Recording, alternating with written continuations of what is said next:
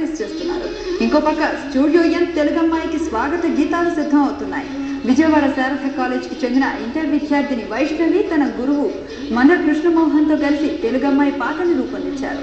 ఆ పాట మధురమైన ఆ పాటని మనము విన్నాం.